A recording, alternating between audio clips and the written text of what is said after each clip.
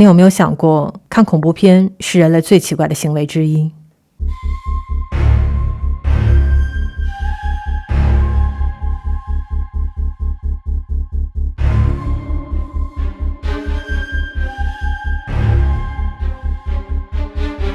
我们小心翼翼地前行，似乎嗅到了空气中邪恶的味道，感受着一种怪异的情绪在皮肤上缓慢爬行。当毛骨悚然的画面震动闪烁时，我们的大脑被视觉和听觉劫持，无处可逃。这是一种压倒性的恐惧和可怕的感觉。可作为一名旁观者，这经历让人厌恶又满足。在我们人类做过的所有奇奇怪怪的事情当中，看恐怖片的确是最奇怪且很难解释的一件。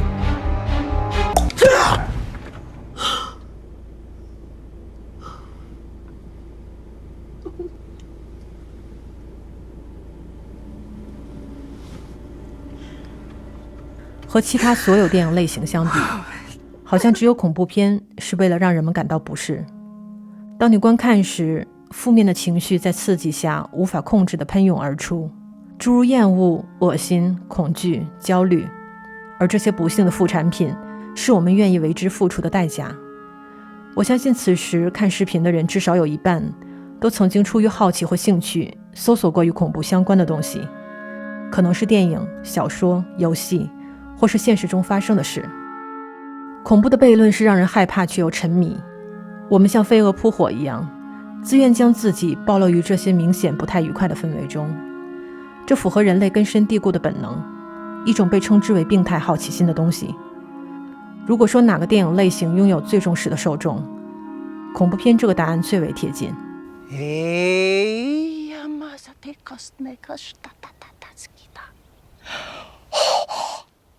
最近10年，我们对于恐怖的定义似乎发生了变化。一些被认为并不那么恐怖的电影频繁地占据热门，他们往往被打上高级恐怖或后恐怖的标签。这些电影完全错过了恐怖娱乐的舒适区域，缺少了传统恐怖片必备的呻吟和轰鸣，也降低了快乐的尖叫声。然而几乎在所有21世纪的恐怖片推荐名单中，至少有一半以上都是这个新兴主体。与此同时，形成了热情的捍卫者和尖锐的批判者的阵营，以及由此所引发的对恐怖类型蔑视或重视的争议。所以后恐怖、高级恐怖算是对恐怖片的另外一种称呼吗？或者只是一种单纯的电影子类型？也许事情并没有看上去这么简单。作为一个爱看恐怖片的人，被质疑是最习以为常的事，好像恐怖片就一定意味着低级、愚蠢、危险。不喜欢的人认为这类电影是世界上最邪恶的力量，会腐蚀道德和心灵，甚至会讽刺地看作廉价的为了突出人类的肉体性所举办的一场盛大的暗黑狂欢。即便在文化领域，恐怖片依然被视为艺术上不够成熟、没有未来和潜力的类型。它所受到的诋毁可能比其他所有电影类型加在一起还要严重，而这个身份本身被逼迫到一个阴暗的角落，变成了知名导演们最吝啬触碰的区域。A census taker once tried to test me. I ate his liver with some fava beans and a nice Chianti. 声名狼藉的名声促使了更体面的称呼兴起。后恐怖和高级恐怖是本世纪最流行的恐怖电影标签，只有获得高度赞誉的，或者说是处理严肃主题的影片才能获得这样的称号。他们被看作用一种全新的恐怖方式，用存在主义的恐惧取代跳跃恐慌，用暗黑的戏剧讲述一个恐怖却又深刻的故事。更重要的价值之一是让我们发现了恐怖和享受之间的一个甜蜜点，为许多先前拒绝恐怖片、反感传统恐怖代码的人提供了全新的观赏路径。后恐怖和高级恐怖的标签一直没有得到认可，他们成为了添加语料库的过程中一次有缺陷的尝试。这些看似自命不凡的术语甚至引发了不少关于鄙视主流恐怖的讨论。有许多人都解读出后和高级是在暗示这不是恐怖电影。但令人开心的是，似乎在舆论背后出现了越来越多的人重视起这批优秀的电影，将关注点放到了属于我们这个时代的恐惧。主流媒体也承认，恐怖电影目前正处在一个有史以来最赚钱和最受欢迎的时代，这让传统上备受诟病的类型第一次沐浴在电影评论界集体认可的体面之光中，并将一个再也无法忽视的问题摆在面前：恐怖电影类型正在改变。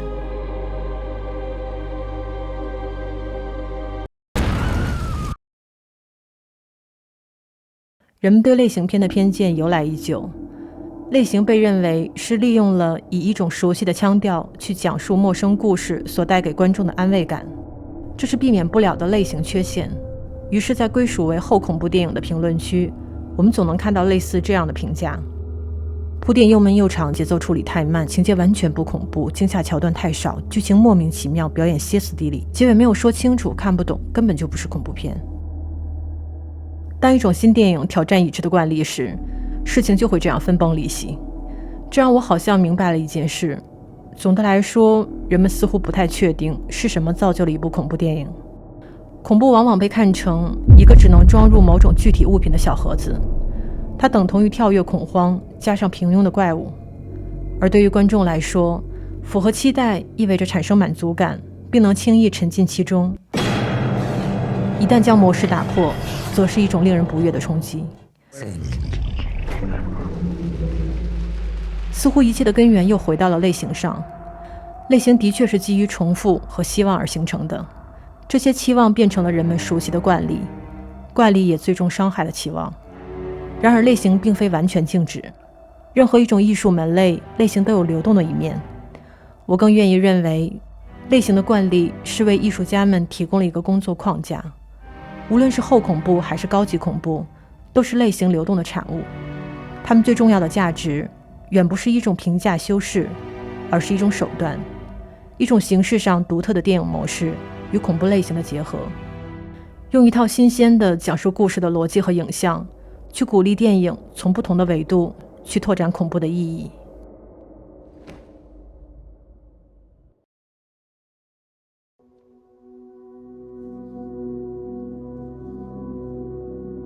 你心中真正的恐怖是什么？一个戴着面具不停追逐却在生活中很难出现的可怕角色，一个让人视觉和心理都备受煎熬却没有现实可对比的形象，或者是下面这个片段。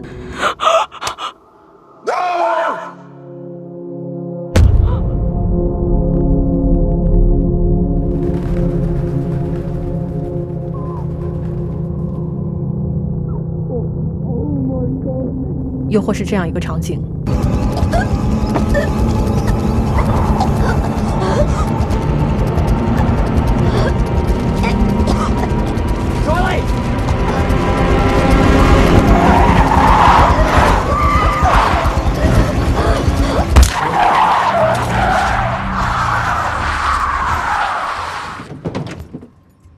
假如抛弃对恐怖电影的固有思维，你更愿意偏向哪种选择？我们不得不承认，随着时间的推移，恐怖的目标早已经改变。单纯上帝惩罚的想法和对杀人狂的恐惧与当今的现实不符。当代对恐怖的定义更贴近人类的生存痛苦。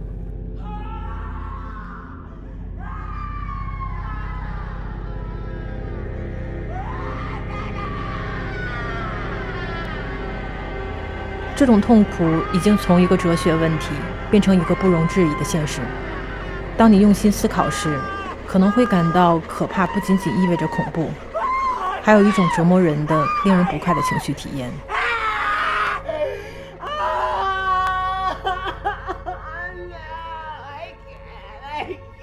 而电影试图更深入地发现和延长我们的感受，将看不见的恐惧外化成看得到的对手。恐怖不再是一个固定的方向，而是从四面八方袭来。它可能潜伏在黑暗中，或者一个能被人轻易识别的地方。这种情绪的状态和抽象的恐惧，变成一种我们自己感受得到，却无法和人分享的东西。后恐怖非常明白，极度的痛苦永远来自于社会和家庭，因此它的限定条件中包含着这样一种假设：当社会和家庭分崩离析时，你该如何面对？电影将恐惧作为情感的平台，转移到类似严肃的情节剧会探讨的主题深度，对悲伤、哀悼和家庭关系等世俗观念的讨论，包括利用鬼的形象对死亡的时间进行诗意的冥想，利用萌芽的性欲和对父权的反抗作为对女性身体清规戒律的探索，还有政治背景下自由主义虚伪性的梦幻表达，以及把性的羞耻外化为超自然的解释。当叙事权重赋予这些概念时，电影风格化的形式感更增强了主题所累积的心理影响。环境中的一切都显得令人不安且陌生，画面中似乎尽是关于压力和困扰的反射，最终让人禁不住怀疑自己的信念，产生自我否定或被情绪击垮。简单的视觉形象和声效的使用是后恐怖最为谨慎的，因为它们所带来的效果往往是瞬时出现、解决释放并很快消失，而恐惧所带来的沮丧和焦虑却是更加微妙和模糊的，如同一种岩石效应，像粉尘一般弥漫开，毫无目的和走向。最严重的情况是，当我们与角色的情绪发生共鸣，那种内心的折射是一种更可怕的感觉，自责变成对他人的责难，疏远和怨念侵蚀着彼此的信任，最终情绪的沸腾造成了一种宣泄式的无情对抗。 Just fucking say it! Don't you swear at me, you little shit! Don't you ever raise your voice at me! I am your mother! Do you understand? All I do is worry and slave and defend you, and all I get back is that fucking face on your face! 在这个过程中，我们好像就站在角色身边，目睹着一切失控的发生，却没有办法停止。这感觉如此真实，你甚至不能用简单的恐惧来形容，而是一种能够把人撕裂、将人完全毁灭的感受。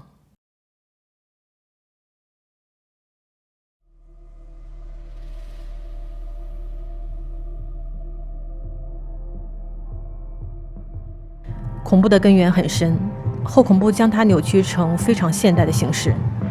甚至有时给人一种美好和浪漫的幻觉。在这个类别下的任何一个作品中，我们都能看到独有的、更为微妙和柔和的艺术品质。这些都有意地玩弄着我们的思维，在艺术的包装下，将恐怖转化为一面黑暗而刺眼的镜子，并启发我们去思考，有什么是藏在恐怖之下的东西。那些现实中我们不愿面对的极具挑衅性的问题，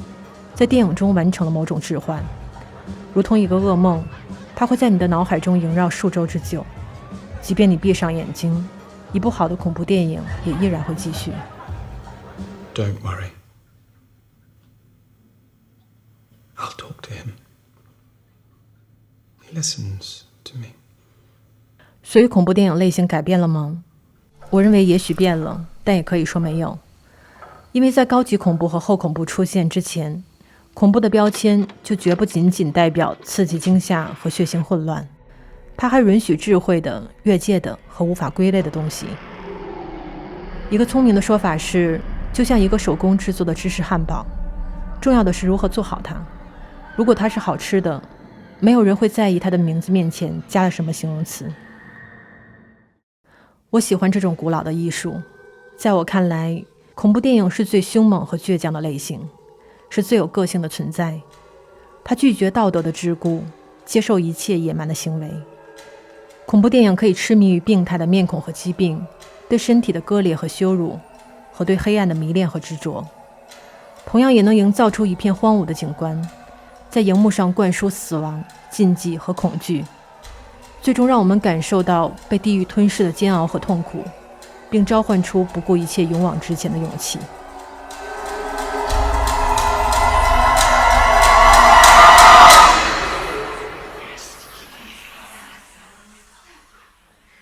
Very well done. Feel like some music.